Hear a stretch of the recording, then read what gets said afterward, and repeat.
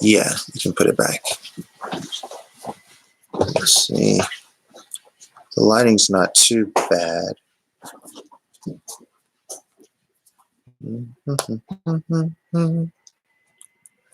I'm gonna let it show.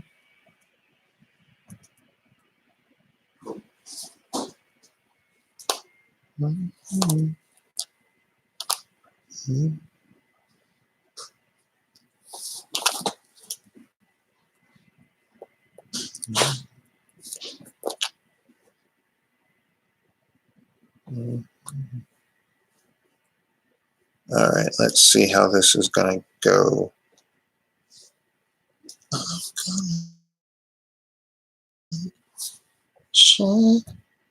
Hello, people. Give me one moment so I can figure this out. So if there's anyone in the chat who can say something to let me know if you can hear me, that would be great. I said somebody, let me know if you can hear me. Testing. Can you, okay, hello Zove25, can you hear me?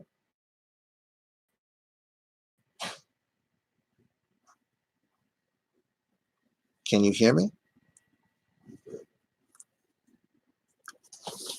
Say something if you can hear me. Okay, great. Okay. Thank you for showing up. Please forgive me for this lighting. Unfortunately, my little light that I had went out on me. And I apologize for this janky looking camera because, hey, Miss Gail, how are you? I was hoping you would show up. I'm just gonna wait just a little bit to let my connection is unstable. Great. Okay, sorry about that, folks. Technical difficulties, but give me just 1 minute as I set up. Told you this is my first live, so yeah, no. But you can all hear me, all right?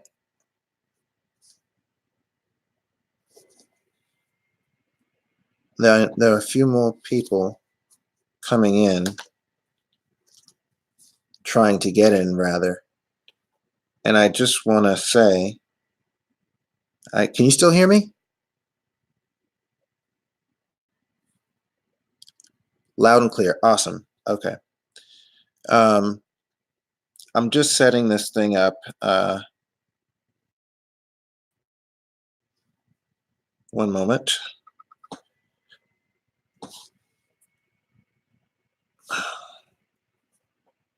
Great. Awesome.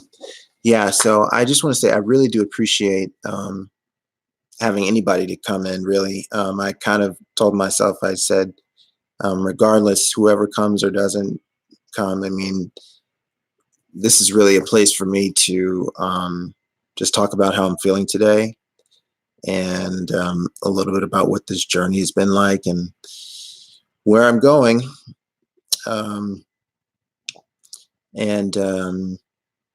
I will go into, hey, Kimmy. It's my Auntie Kim. As you can see, Kim, Miss Gail is here. But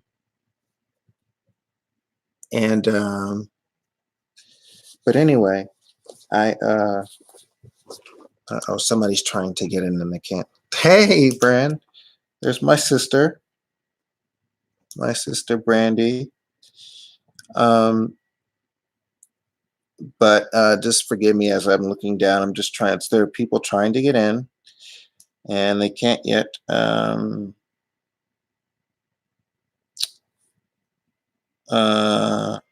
okay. And Sherry said she's in there too. She just let's see. I just don't know how to let you know. say something. Okay, so Sherry's in there too. Ebony, hello, folks. Um,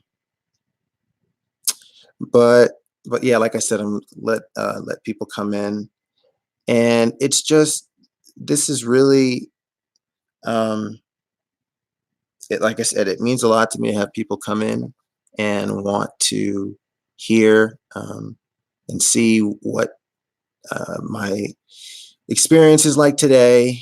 Um, but I was prepared for nobody to show up, and that's all right too, because I just needed a place to put my thoughts and how I'm feeling. So I guess I'm going to break this up into segments. This is not going to be a very long live. It's the first of many. Um, while many people like my videos, unfortunately, I'm not the best at just kind of going off the cuff like this. But I'm going to break it up into segments. The first, I'll talk about my day, what my day was like, and um, how I felt, how I've been feeling today. I'll share a brief synopsis of my um, what my injury, what happened, um, and just how I've been feeling lately. Um, and I think I'll do it. I think I'll do it like that. That way, we'll have kind of a clear um, order of things. I'm pretty nervous about it. Oh, I see some more people coming in. I can't see who's in, but I see that there are people in, which is cool. Which is cool. Um, oh yeah, see, there's Sherry. I see her. Awesome, awesome. um, so I guess I'll just go ahead and just start because I know people got lives and they got things they're trying to do. But for me, today was a mixed bag. It's funny when I started to announce that I was going to go live and make that a part of my reflection, be a part of my channel. Initially, I thought it was a great idea. I thought it was a great idea because I said, why I'm doing this channel is to, broaden people's perspectives and to share my experience. And then I kind of felt bad after I had promoted it because then I felt like, well, I don't want it to seem like I'm trying to exploit my story for any sort of attention on my channel. So I kind of felt conflicted about that. I mean, I was not trying to do that, but I was like, do I do it? Do I not? And but ultimately, I said, I'll just do it. And then, you know, I just started feeling guilty again because, I mean, there's so much to be thankful for. I felt like to be honest, I felt like a jackass for just going, people, all the shootings in El Paso and just the world being on fire. And it's like, I have so much, I have so much to be thankful for, but anyway, I don't know. It's just basically my mind has just been kind of like a ping pong ball, just going back and forth, back and forth. And oh, thank you, Jerry.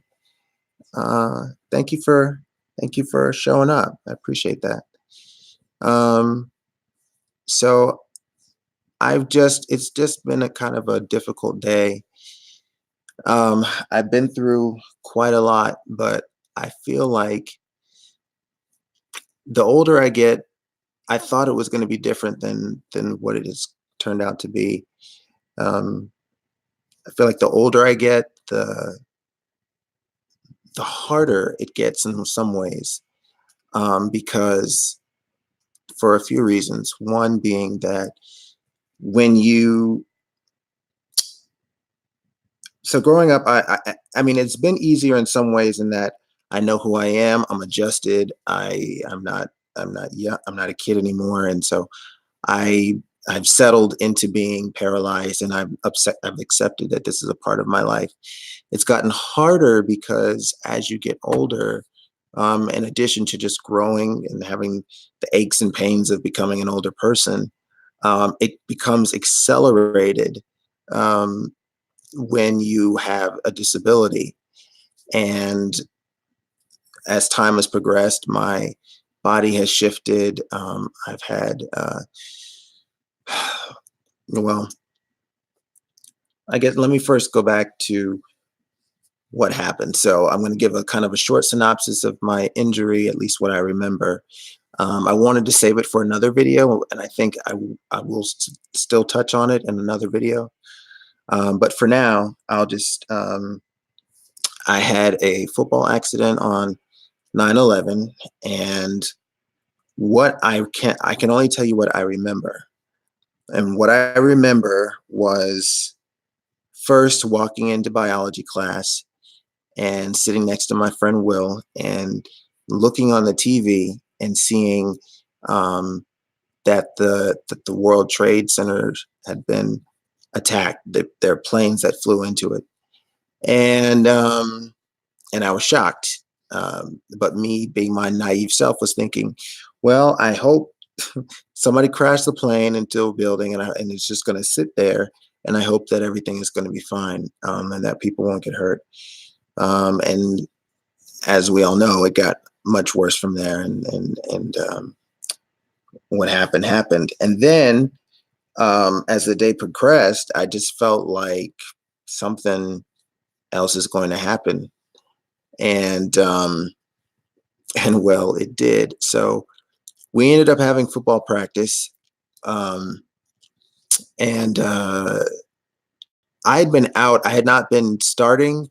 I mean, we hadn't really had our first game yet, but I had not been on a starting team at all because over that summer I had hey mom, hey, over that summer uh, I torn my hamstring, and so I'd been kind of on the sidelines for so long. Oh yeah, I forgot to mention this is the jersey. This is my jersey, and a lot of mixed emotions I felt putting this on. It's like so I felt like I was putting on the clothes I was buried in, um, because in a sense I've said that I felt like when I had my accident, I was I died and I was kind of born again. It's just like that whole life before just felt like a dream. The fact that I could walk and move around and dance and all of those things just felt like another life. So I, I'm just very conflicted about it. Um, I don't know. It makes me happy, fond memories of being able to play, and it makes me incredibly sad at the same time. But I wanted to wear it. I wanted to represent Collins Hill Eagles. Uh, anyway, so I'd been out. I had an injury, and I wasn't able to really practice. But as I was healing, and thank you. And so I was healing, and I was starting to get better. And the coach, I was traditionally played strong safety, which I actually hated that position because when it's like you're basically the last line of defense, and it's like when that the running back gets through everybody else, it's open field and it's just you. And if you stop them, a lot of times you don't get the glory. But if they get past you, everybody forgets what what everybody else did, and they look at you. Um, so that was the position I normally played. What I ended up playing, the coach was having trouble with the cornerback, and he said, I need somebody who can, jack up, and he put me in, and I laid a few guys out, and he's like, all right, cool. So you're the man. So I was doing some hits, and finally, um, this is just what I remember. One of the coach on the other side saying, well, let's throw this at him or something like this. And all of a sudden, that last hit, I'm I blacked out and I was on the ground. And it was the weirdest thing because I felt like my arms were stuck at my side and like my legs were straight up in the air. And it was very, very strange. And I just knew I couldn't move. And my breathing was shallow. And, and and I just was like, Coach, I can't move. My arms are at my side. And he said, what are you talking about? Look to your left. And while I couldn't feel them, I just saw my arms flapping around by my face. And so we knew something wasn't wrong, wasn't right. And I just remember I knew that as time went on, it was getting worse and worse. And the trainer, Coach Sykes, Laura Sykes, if you're watching, hello. Um, Miss you. She's sweet. Every anniversary, she thinks about me. And she came, and the first person I wanted to talk to was my mom because I knew that she was gonna freak out. And so I had to wait. They had to cut the helmet off of my head because they didn't want to move my neck. And I managed to call through the I think through my I think before they got the helmet off, they were able to get my mom on the phone. I think, Ma, you can correct me if I'm wrong. And I told her whatever I could just to let her know to calm down.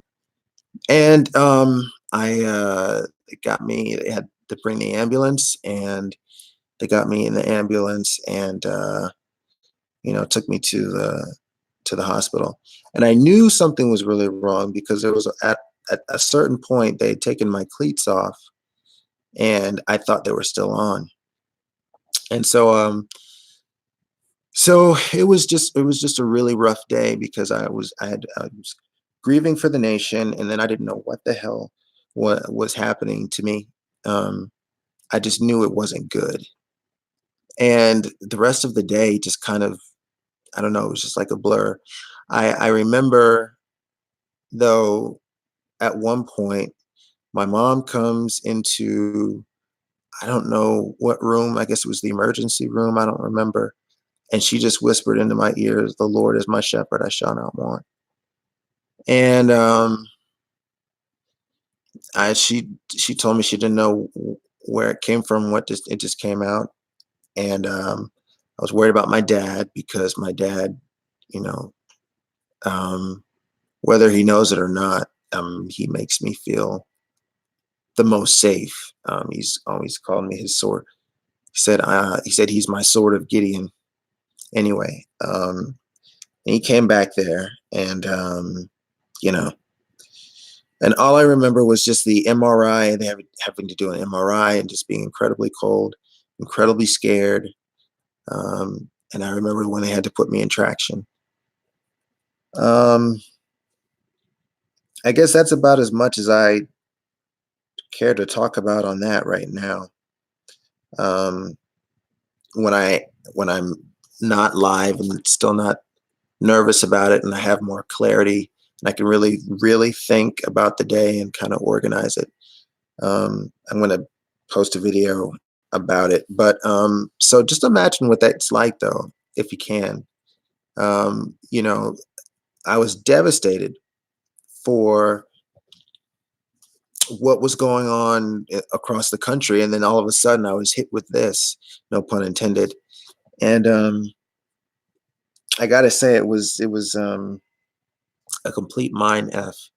And just looking back on it now, so far it's been a really wild ride. I mean, to return back to school, I don't want to talk too much about my experience since then because I really feel like there's some really important lessons that I can teach through my different experiences, like going back to school, graduating with my class when many people didn't think that was possible, um, that I would be able to do that, or what it was like going back to visit the school, or to graduate in the top of my class, and then to go on to law school, well, Emory, then law school, and so forth.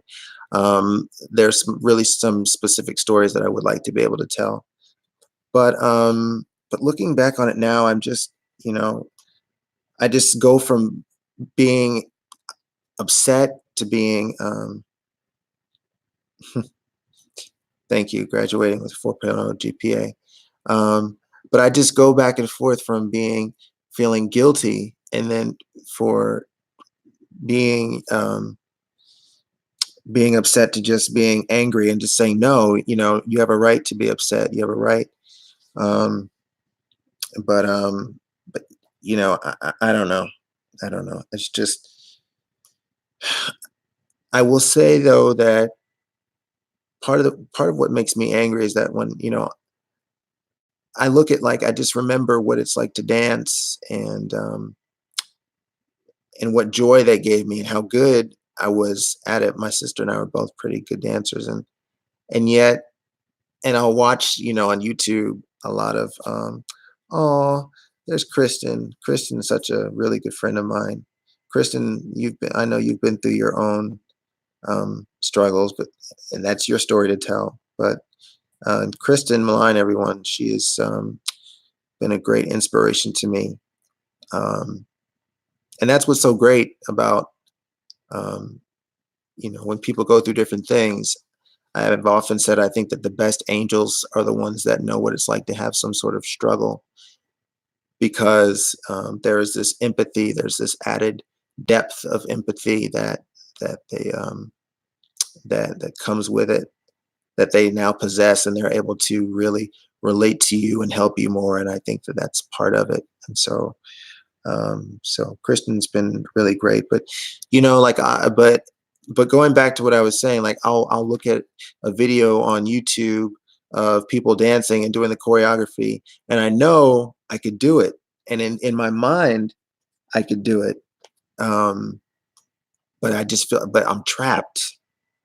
You know, I'm trapped in this body. I'm trapped, and I not being able to move. It's like my legs feel like they're constantly in quicksand, and you know, and I just feel like, if only I could just get out, and if only, if I could just have 5 seconds, just 5 seconds to just stand up and stretch, that would make the world of difference. I don't want to try to dramatize it, but if there's anybody in this room that is paralyzed, um, you know, it's literally like you're trapped, and it's like you're trapped in this prison that nobody seems to be able to understand. Um, you know, um, I don't know. I get very I get very angry, very upset when, you know, I have to try to figure out where I'm going to use the bathroom. Um, I've debated on how to discuss that whole bladder management situation, but I do think it's important that I do share some of that. So I will be talking about that in future videos. But just know that location is everything, everything.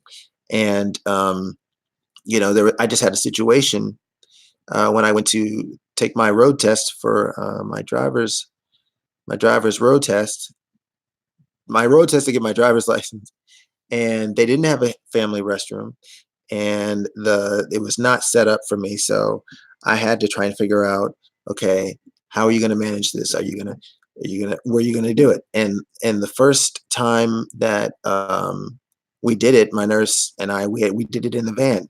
I mean, and you know how hot it's been these past several days. So imagine having to do that in a hot van, trying to figure out, you know, because there's no other place. Um, uh, I love you, Miss Gina. So Kristen's mom, Gina Bowling, is was my parapro. She's like, they are like family to me, and she's especially like family to me. When I went back to high school, she was with me every step of the way, all the way up through graduation, and she's been major part of my family, even through law school and everything. I made a lot of friendships over this journey, and so, but I'll talk about that at the ending, because I don't want to leave on a negative note. I want to leave on a positive note. So, um, but anyway, so luckily we were able to scout out. There was a fire department headquarters that we were able to find across the parking lot that had a private bathroom. But I get angry. I get angry at that. You know, I just there are so many other things that I had in my head that I wanted to talk about that have just bummed me out. But I wanted to be really natural and raw about it, and but dancing is the first thing that came to mind. One of the things that really oh, hey, that's my brother, mi hermano, my brother-in-law Zeke. I love you, bro.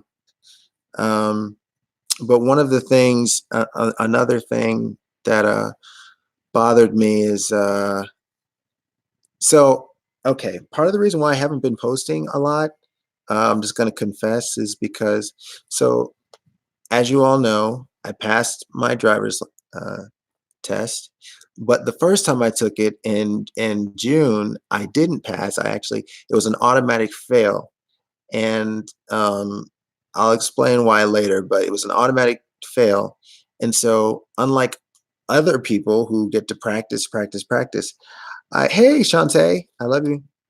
Um, I had to wait 3 months, 3 months to um, because the van that I used to practice for my driving test, they use that one van all over the country. Thank you. So all over the country. So I couldn't practice um, till shoot just last week. I had 3 days to practice, and so yeah, Shantae and I have been friends since the 5th grade, and so anyway, so I only had 3 days to practice, and that just really bummed me out because it's like able-bodied people, they don't they don't have to deal with that. And what was very hard for me during the test, and you'll see, is that um, the whereas normal people, able-bodied people, get to really just use the wheel, right?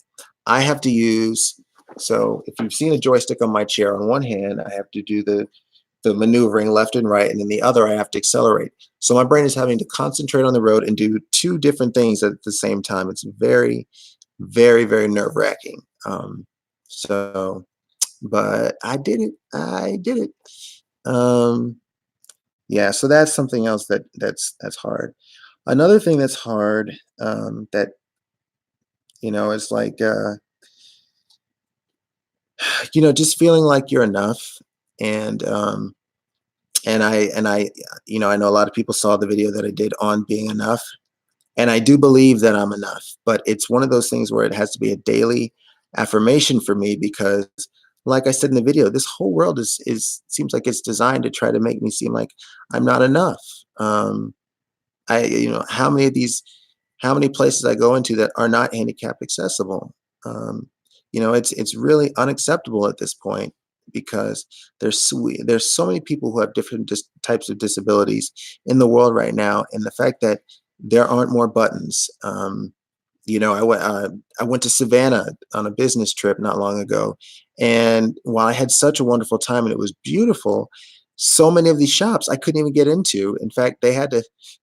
My coworkers tried to lift me up, chair up to get into this restaurant, but that was not going to work, and I knew it wasn't. So they had to get a ramp from all the way down the Riverwalk from another place, Vix, and bring that there to try to get me in, and it was quite embarrassing. I don't like being that. Sorry, the camera's moving.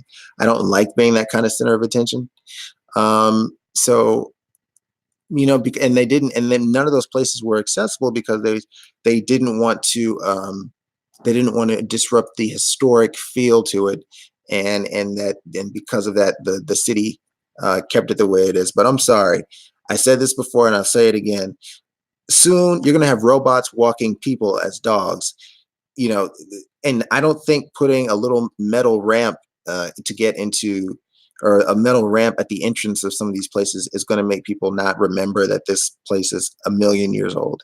So that was incredibly frustrating, you know. Um, but that experience and my experience in Las Vegas recently, which there's a video coming on that, made my mission clear that I know that I really want to work on creating a travel experience, or partnering with people that are organizations that are really interested in making travel experiences for people like me. Um, but anyway, so yeah, so that's one thing that is a takeaway. One positive thing I can say. Um, but I just have to. I have to. It's a daily affirmation to feel like I'm enough. Um, you know, it's hard to date being paralyzed. Just real talk. People. It's amazing how people can stare and look at you, and give you so much attention because you're in the way, or they don't know what they're looking at. But when it comes to really seeing you, and seeing beyond the aesthetic and getting beyond that, it's a challenge. So it's so I know I'm enough. The problem is that we are so we've got a lot of work to do. Everybody's so um, um, stuck on the physical that it that they don't realize that there are real people there, and everybody, you are one breath away from also being paralyzed, or having something catastrophic happen to you. One breath away. So just think about that. How would you want to be received? How would you want people to see you if you didn't look the way you did? Because what people don't know is I used to look just like you. You might see skinny arms and skinny legs and a big head, but I look just like you. I wasn't born like this. And all it took was one tackle, and you'd be amazed. I'd worked really hard to build up an athletic body because I was always really skinny as a kid, and now and it's gone. So people need to think about that. Um, I'm gonna real quick. I'll just say one or two more things that I've been struggling with, just because I don't want to. Again, I don't want to end on a negative note, but you know, um, my first love was acting, and wanting to be on the big screen, and knowing that I had the talent, and knowing that I could really make something of myself, and do that, and being ready for the struggle, being ready for that the Hollywood grind of the rejection, and you get the role and all of that. I was ready for all of it. And while I was good at football, and while I was good at sports, my sister and I were both really good at sports. We really, the things that we wanted to do necessarily were not encouraged so much. And so because of that, I when I think about what the accident, what football took from me, and what I really wanted to do, as far as taking that route, you know, um, it just it's upsetting. And my sister and I, we've talked about how, she wanted to do more gymnastics, and that's something that she didn't get to do. But I'll just say this: at the end of the day, what brings me back, um, is the fact that, yeah, I've lost a lot. I mean, it is painful, so painful. I mean, it is so painful to, um, know that, like, for instance, once I lay down in the bed, that's it. That's all my independence. I don't stay up as late as I used to, but I'm constantly staying up late, not just because I'm a night owl. I mean, I am, but because of the fact that all my autonomy, all my control is tied to being in this chair. And once I lay down, I'm completely vulnerable. I'm completely dependent, and it's just a really frustrating thing. And so sometimes I stay in my chair to my own detriment. I'll start getting pains, and it affects my posture. But that's my independence. And as I get older, it just seems like it's just getting worse and more pain and things like that. And I'm entering the age now where you want to be a husband, a father, you want to be a provider, you want to be the rock for the family and do all of these things and be independent. And to have the body start, aging faster than you're ready is a hard pill to swallow. Um, but despite everything I've lost, I haven't lost my home. I haven't lost my air conditioning, my heat. I haven't lost my car. I have not lost my mind. There's so much that I, have not lost. And I guess looking at the bright side of this is that, I do represent a community, another community now, which is a great thing. Um, I do have my days. I have my moments. People say live day to day. I don't live day to day. I live moment to moment. There are times when I think about, like I speak to kids and things like that, and they say, do you wish this never happened to you? And I'd always say, no, no, because, everybody's got their thing that they go through. But, the older I get, I have to say that there are times when I'm like, I don't know. I don't know, you know? But I don't like to dwell on those things because I mean, it's number one, it's not productive. Number two, who's to say that, okay, if I didn't have this accident, who's to say I didn't get hit by a car that same day and then I'm not even here? And I also see that the way people respond to me and the way people respond to my story, that what, regardless of whatever it is that I lost and whatever it is that I would like to do, I recognize that I have a calling now. And it's just like what I told, you, Kristen, that we don't always understand why we're put through what we're put through. But I truly believe that many of us are put through the trials and tribulations because we have the personality, we have the mentality, and we have the heart to be able to tell those stories through our lives and really affect people, hopefully, in a positive way. Um, and so I truly believe that it was for a reason, and I just try to lean on those moments, and that's part of why I created this channel. A big part of the reason why I created this channel is because I have a lot to say, but I didn't want to just go on YouTube and start, um, doing things just for attention. I mean, I had a lot of ideas that I really had to hone in on, and there's time for that, time for those other ideas, and time for other platforms, and I really had to narrow it in and finally just focus on me and finally using the way people respond to me on a daily basis and really trying to pay that forward as much as I can and as far as I can. So I want to thank all of you who have not only tuned in but subscribed. It really makes a difference if you subscribe, and like the videos and share the videos. Like, I'm so glad the video about being enough has really resonated with people. But it's really important because I really want to grow this channel. I believe in this channel. I really feel like it is a calling of mine now, and I just want it to go as far as it can, because it's important to share. Kristen, I'm so glad God brought you into my life.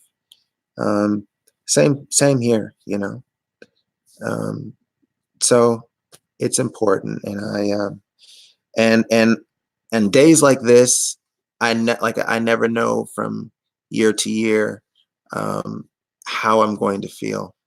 Um, today I didn't expect it to be rough, but it was pretty hard on me, and I think part of it was because I was nervous that I was going to be doing a live. But my mom and my auntie Kim, they took me out to Olive Garden today, and I tried to put on the biggest smile that I could and talk to my dad and talk to my sister. Oh, and my sister did an incredible thing. Oh, thank you, Chase. Um, my sister did an incredible thing for me yesterday. Didn't tell me that at her school she did a presentation in front of what, like 600. She did a presentation in front of a lot of people about my accident and about my story, and that really meant a lot. And full circle moment, a man named Chip Houston played uh, music at a fundraiser that my school did for me when I was in high school. And it turns out, years and years later, um, he is now the principal. Brandy, is he the principal at the school where you work, or at an affiliate?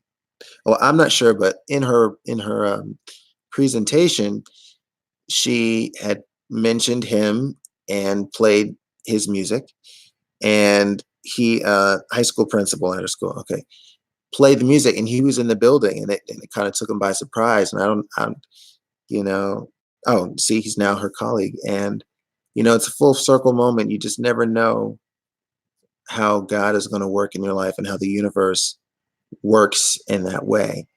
um but yeah, so I don't know from year to year. So that was very wonderful, and my brother has been a great support to me as well. And I just I never know how I'm going to feel. Like on the 10th anniversary, that was the first time I was really able to get a real clear idea of what happened. They were doing a lot of audio and video around the day around the World Trade Center, and I just really, really, really, really who I I just I feel for the families of people who lost loved ones. I'm still here. I'm still here. And I think about them, and I really, every time I see it on Facebook, or hear about it from friends, I I I have a hard time really taking in the fact that all of this that went down in the country, and yet people reach out to me and say, well, Keiston, I remember you. I think about you first. I don't even know what to do with that. I just try to receive it and say thank you. But I guess I'm going to wrap it up. This is my first live, and just be on the lookout for more videos coming up. I do have a video entitled um, behind every challenge is an opportunity. Um, and that's important because a few years ago, several years ago, I was asked to speak at um, my old sixth grade teachers.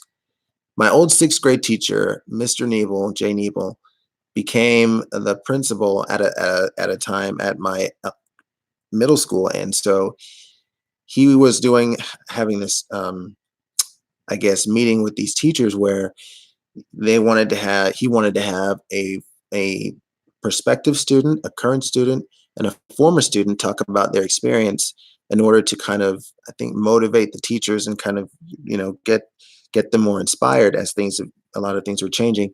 And so he asked me to speak, and I spoke about what Creekland was like for me, what it was like to have great teachers like Mr. Nebel, and got a great response, wonderful response. And then a teacher that was there, spoke to someone else and asked me to speak at our high school.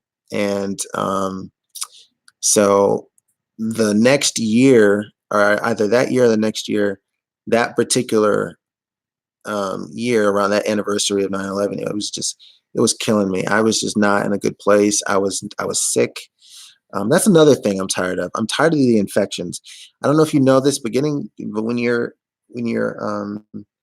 paralyzed, your immune system is compromised, and it seems like I've gone from ever so many years to ever so many months to every month to now back to back having to deal with infections, and it's just I'm tired. I'm really tired. But anyway, so I couldn't. They wanted me to speak to the seniors at my high school, Collins Hill. I couldn't do it. And it broke my heart.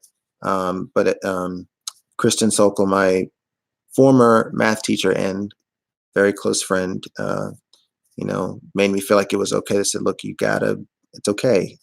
You need to take time for you, and it's okay. So I couldn't do it that year. They came back around again, um, on, and they wanted me to speak to the seniors. Senior day happened to be on 9/11 at the same high school where I had my accident. And I was not sure that I wanted to do it, but I kept thinking in my head, behind every challenge is an opportunity. So uh, I hope that was enough of a teaser for you to tune in when I post the video talking about my experience, and you'll really see how God works. So anyway, I am sure that I have left out something uh, um, that I wanted to say, but it's just the first of many lives. And I want to say thank you to each and every one of you who has said a kind word to me, who has posted something on Facebook or on any other platform, on Instagram or Twitter. It means everything to me. And I will be um, thanking as much people as I can. But if I don't get to thank you personally, I want you to know that every year, regardless of whatever place that I'm in, when I hear from you, I hear from you. My heart hears it, and it lets me know that what I'm doing is not in vain. It lets me know that that that my struggle was not for nothing. That it means something, and I think that's the point of life. I have a very hard time dealing with death of any kind, and fear surrounding it. But and I have a hard time when I see other people suffering. But one somebody, I forgot whose quote it was, but it said that life is suffering, but to survive it is to make meaning of the suffering. And so I've survived it. I'm surviving it, and to see also the impact that I'm having on people is showing me the meaning. And so I'm pumped. You're going to see a lot more videos. I've got another video about turning your pain into purpose, which is what I do, which is part of what I've done um, with this channel and what I do with my life. And yeah, so I guess there's not much any more to say. Thank you all, and I look forward to seeing where this goes. So love you. God bless. Have a good night, everyone.